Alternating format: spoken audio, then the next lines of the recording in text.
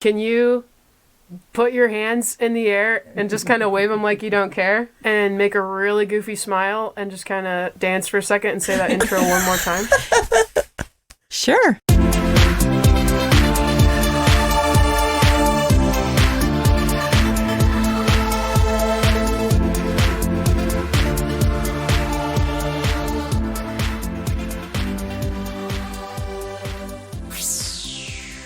For most of my life, Betsy, I told people, tall, skinny, white guy with blonde hair. What got in my way were stereotypes. What you think you want is not really what works for you. Right, so how do we get past that? Beard and mustache. I like that. That's a good feeling. Hey, hello, listeners. Thanks for tuning in. Season 2, Episode 2, Attraction. I'm Dr. B. And Mandy Johnson. And you're listening to It's Not Human Sexuality. What I really want to lead off with is, Beauty is in the eye of the beholder. Oh, jigsaw me a Coke. Okay, so, and there's so much truth in that, right? But why is that? Is there some science about it? Are there influences about that? I mean, but there's truth to that, right? Absolutely truth to that. Everybody's got their own little flavor.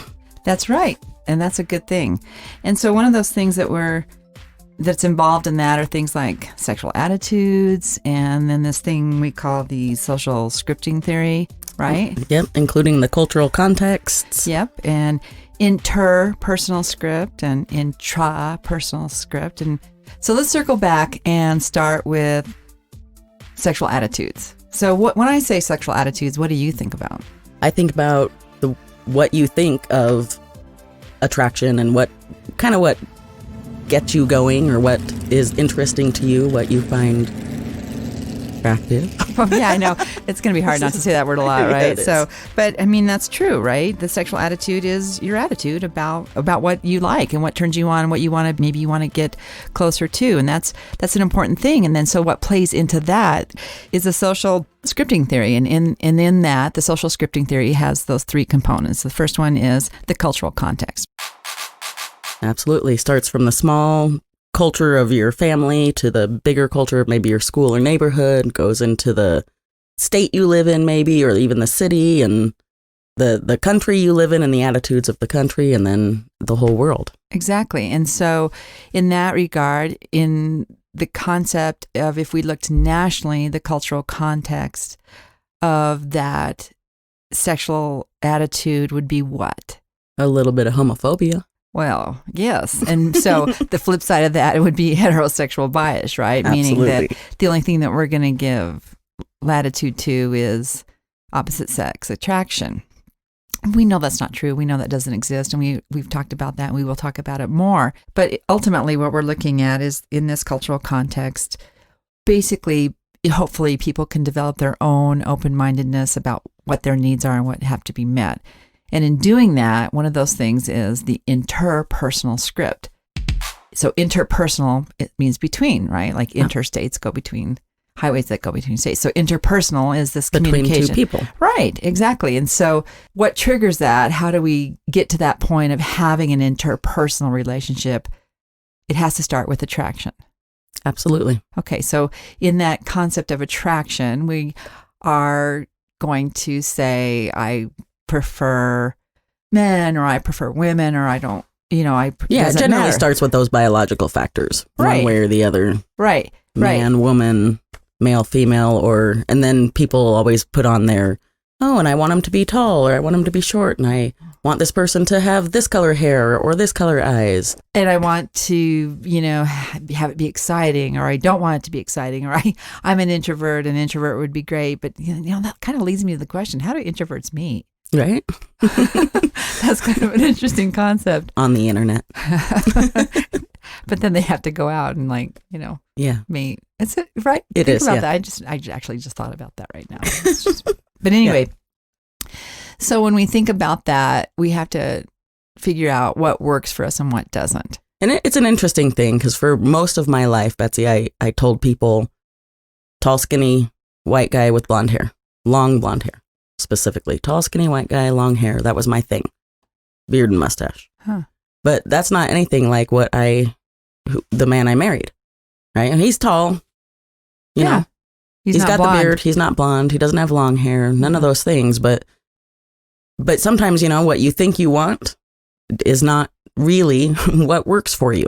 Exactly. What we decide and the filters that we put on, a lot of times just really don't help us. They definitely limit our possibilities, but they also, in that limitation, they close us off to other possibilities that might be better for us. Right. You gravitate to that shirt or that dress or whatever, pants and outfit, and you go, man, it looks great on the rack. And you try it on every time and you go, doesn't fit, doesn't look good, but I really want this. And sometimes you might even buy it, right? And then it sits in your closet and never gets worn. No, because you try it on, you go, doesn't fit. And some people actually do that with their code of attractiveness. Like they really want this to work for them, but then it doesn't, and it's always left them disappointed, right? Or heartbroken or settling, or pick a reason. Absolutely. And so that part of that interpersonal script or that interpersonal interaction that you think you're attracted to can lie to you. Yes, I think it lies to a lot of people. Right. So how do we get past that? Well, we have to get to know ourselves, and we have to figure out what really, really actually works for us, which is where we come to the intrapersonal piece of this. Intra meaning within, what resonates, what turns you on, what makes you feel good, what do you go back for, a second time to run through your brain to say that I like that. That's a good feeling. And I think even that can be confusing, because as we were talking about last time with infatuation, there's a lot of, I can remember again, a lot of times when the feelings inside of me said, yeah, the long-haired boy, give me that long-haired boy over there, that tall, skinny one, just like I said I like. And all the feelings inside me said that's what I like. But then getting in relationships with them and trying to go the distance, that didn't work. And that's when I had to realize, oh, something inside me deeper than that is what I need to find and fulfill. And I think that can be confusing for a lot of people too, because sometimes when you check in those feelings, what you're checking in with is the infatuation feelings, not the deeper down, what's really going to work for you in a real relationship feelings. So you mentioned infatuation, right? And really what that means is that you see something from afar, or maybe even sitting next to you in your class or whatever, and you know nothing about this person, and really you're just drawn to them by how they look, or maybe how they hold themselves, or even maybe how they walk across the room, but you don't really know anything about them. And that's the infatuation piece, right? So there's really no deep level of understanding of what this person is, but you find yourself fantasizing about what it would be like to be in a relationship with that person. And you can, go down this entire path of making stuff up in your head about who they are. Exactly. And then, of course, all the stars might align, and you might meet this person, and they say hello, and you are just completely disappointed. Like, wow, I spent time out of my life, imagining a relationship with this person. And that's infatuation. Now, sometimes infatuation can take you to the next level, and things are good. But then maybe the parameters that you put on this attractiveness based on the infatuation piece initially wear thin, because it isn't substantial, like what you were saying. You dated that, you liked that, but it just didn't have the lasting power. It didn't tick all the long-term boxes. Right. And so some of that does come with time or age or mistakes. And then some people just never learn it, and they just keep trying to put that round peg in the square hole and are constantly disappointed. And I think some people learn it really early, or find what they really want and need pretty young. Right. I don't think that, I don't know. It took me a long time. I know that. Sure, I understand. I'm trying to think of how long it took me. I think what got in my way were stereotypes of what I thought people were based on what they did. And so therefore I would say, I had a bad experience with somebody who maybe was studying that in college, and therefore I don't want to date anybody who's studying that topic, whatever that topic was. And that's stereotyping people, right? That's profiling them, putting them in. And so the concept of attraction then becomes sort of this mathematical equation of I'm going to eliminate people without even knowing them. So it's sort of the opposite of infatuation, right? I don't know them, but I'm definitely going to eliminate them. And so now I've stereotyped them. And then, of course, so the opposite of infatuation, we look at stereotyping, is it makes your world really, really small. Yeah. Right? So I never, ever would have dated my now husband because of the stereotype that I had put him into. I said I would never date this type of student. And then I did. And, and here we are 35 years later. But imagine that, right? So if you allow stereotypes to make decisions for you, it's just as bad as infatuation. Only on the other end, you would never experience that. Right. Put on too many filters and then you limit your world. Right. So, wow. So let's think about that. So you have the cultural context, which is going to sway how you think or feel. And what you think is right, or the kind of relationships you should have or could have. Or what you've been told, and, stay in your lane kind of thing within your culture, whatever that is. It can be faith-based. It can be heritage-based. It can be neighborhood-based. I mean, it's the stay in your lane thing, right? Yep. And so that can be really limiting. But what happens when you're not attracted to what's in your lane? Just because of the cultural context that we're in, some people can get into trouble when they don't stay in their lane. But I do believe it's a good thing for most people to experience more than what they think that they want. I agree. Right. And I think that's true with a lot of things in life, not just mates and people that we want to spend our life with or date, but in general, I think it's good to get outside that box. I know. Do you know that when I was growing up, I grew up in the 60s, and interracial relationships, let alone marriage, were illegal. It's not that they were frowned upon or someone could get in trouble, because that happened too. They were illegal. Right. And so we look back and say, well, like you said, you can get into trouble if you don't stay in your lane. So as a society, cultural context of that, we look back and go, wow, that was so crazy that you couldn't have interracial marriages, right? And then we clip along and then we deny marriage equality for decades. And then now we've, that's come around. And so we say, okay, we're acknowledging all forms of attractiveness, and love is love, right? And now, so we look back and we say, wow, that was dumb. What do we do that? So then but if we still boil it down, it comes down to attractiveness, your sexual attitude and attractiveness. And then we have a lot of medial influences that affect that. One of the things that I like to look at and that I find so interesting is this concept of symmetry. Scientists and people, and when they study this, they say people like symmetry. They like to look at somebody's face or body or the whole picture, and they want to see balance. Equal proportions. Equal proportions. They don't want to see one eye lower than the other, or the nose a little bit crooked, or maybe one dimple but not two. One ear higher than the other. That's called symmetry. And yet one of the things that, at least in this country, we look at are runway models, right? Or people, or magazine, the modeling industry in general. Right. And when you take away their makeup and their hair and their hair's done and their clothes, they're not perfectly symmetric. They're not symmetric. They're not. But the camera loves that, right? And they're what we call editorial. And so they're intriguing. And then that's sort of our brain going, well, that doesn't make sense. If I want to see symmetry and then society is showing me non-symmetry, right? Asymmetry better than non-symmetry. Yeah. And so that really plays with the whole concept of, is symmetry really important? I would say that personally, I believe that to some extent it might be, in the way that we don't want to see something most people are not going to be attracted to somebody whose eyes are, real far off. I don't want to say wonky, but wonky is the only word I can come up with right now. But nobody's perfectly symmetric. Right. I mean, it's just not something that nature does very well, especially with humans. A lot of us have one leg that's longer than the other. Mm-hmm. Most women have one breast that's larger than the other. I mean, we're not symmetric. And so I think that there's an element of symmetry that we like, but I don't think that, like you were saying, I don't think that that's the be all end all by any means. And I think that we do, because of our culture, like things just a little off.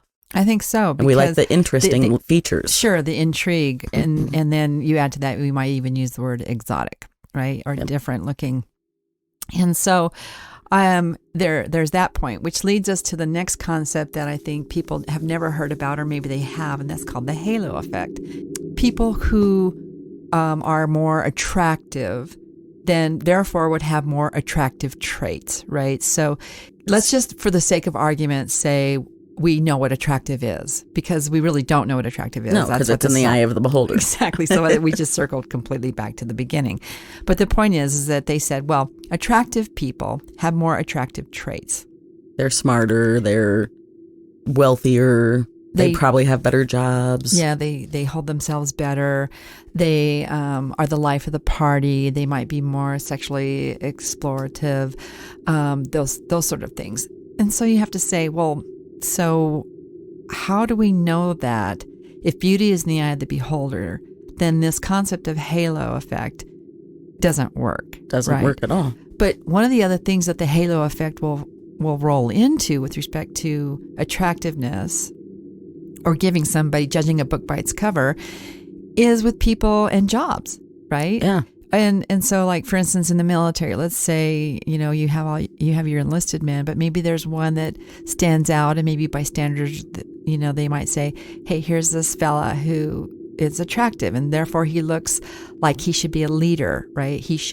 So therefore he might be given more opportunity to become a supervisor or a team leader, when really that's not their goal. They didn't want to do that. They were singled out just by how they look. Yeah. Right. And I think promotions happen that way, and people get hired that way, and sure, maybe they're not suited for the job at all, but they look good to the person that was doing the hiring. One question on the halo effect. So it's, the concept is basically the world picking more attractive people to do certain things because they just look like they're good for the job. Yeah, I mean, the halo effect affects all levels and all ages and all niches of life. I mean, we use the halo effect with children. So if you have a kid who's tall for their age, they often will be given more responsibility in the classroom because the instructor or teacher will, because they'll look older, therefore they're capable of doing more things, when really they're probably still just a 5-year-old, right? And so that can really mess with somebody's development, because they've been given responsibility just based on how they look, not based on ability or desire or how they speak out, but just how they look. And so in some regards, that can lead to a feeling of, like, they always may have the imposter syndrome, whereas they grow up, people have just always moved them along. When they're inside, they're going, I'm not qualified for this. Exactly. And so that's that halo effect. And so you can take it to that level from children all the way to adults. You can take it into the concept of what society sees as, sexual prowess or excitement, and all the way into, being promoted in the military. So it's a really interesting concept of the halo effect, and it really permeates about everything, and it really can cloud judgment, because we're not being objective at that point, because it's based on what we see and what we determine to be attractive and positive traits. That's the halo effect. Great. So can the halo effect happen just between two people? Because it sounds kind of like it's a larger scenario, like society views this person as this way, but will it happen between two people? Oh, you bet. Yeah, and I think that's part of where, like, what we're talking about with infatuation too, is when you see somebody who you think is hot, and then you attribute all these other great things to them.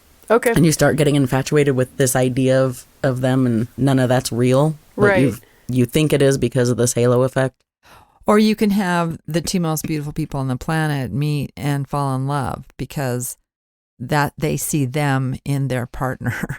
And I don't mean that in an egocentric way, but it's just a function of we do what we know, right? And what we feel comfortable with.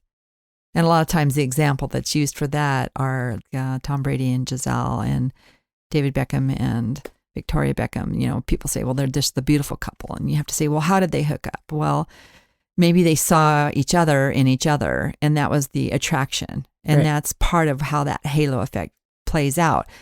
But it doesn't necessarily mean that they're more interesting or more powerful or brighter, than had they met up with somebody else. And so I think the halo effect is really a horrible place or a horrible thing to say, this is fact or this is how it works, because it isn't always, right? It just isn't. You cannot judge a book by its cover. Although a lot of people do. Sure. Yeah. But it shouldn't be the way it is. Exactly. And I think that that's unfortunate. And that's probably why when we're looking to get into relationships and we're talking about season 2 and all of these components that play in, if we're going to talk about attractiveness, there's really no concrete way to identify it or define it or validate it. To me, it's inherent, and it's sort of like you'll know it when you see it. You know it when you know it, and you know it when you feel it. And that is how you lead an authentic life. And my mom used to tell me, I said, Mom, what if I never find somebody? And she goes, oh, you will. And I was serious, and I stopped her. We were walking in the grocery store, and I turned to her and I said, but what if I don't? Like, what if I don't? And she looked me square in the eye and she said, wouldn't it be worse settling for second best? And I think that's what we're talking about, leading an authentic life and being true to yourself and what your needs are. So in circling back, the main components that we were talking about is referred to as the social scripting theory: cultural context, interpersonal script, intrapersonal script. And those 3 components are really part of what play into attraction. Absolutely.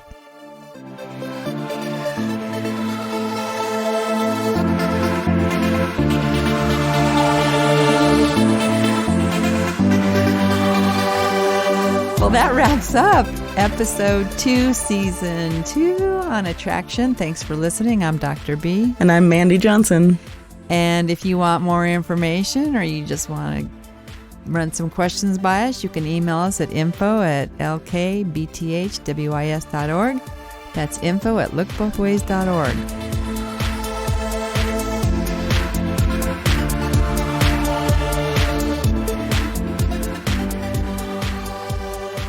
Next time on It's Not Human Sexuality. You walk into the room and they have pictures everywhere. I mean, it looks like a crime scene, right? Unrequited love and jealousy. He got stuck in the friend zone because he never... Jeff and I are on the edge of our seat. The worst thing they can do is say no, and you're stuck in the same place you always were. Obsession. The best part. I know we're in love. I got the heart emoji this morning. Because if you're so convinced they're going to cheat on you, then why are you there? If they're jealous, then that means they love me. It's Not Human Sexuality is created in support of the Colorado-based nonprofit Look Both Ways, whose mission is to improve the lives of youth by imparting the knowledge and skills necessary to make informed decisions about their reproductive health. All content is created by reproductive biologist Dr. Betsy Cairo and human sexuality education teacher Mandy Johnson. We record at Redstone Sound in Loveland, Colorado with Chief Engineer Jeff Ratterman. I'm Hannah Copeland, this podcast's producer.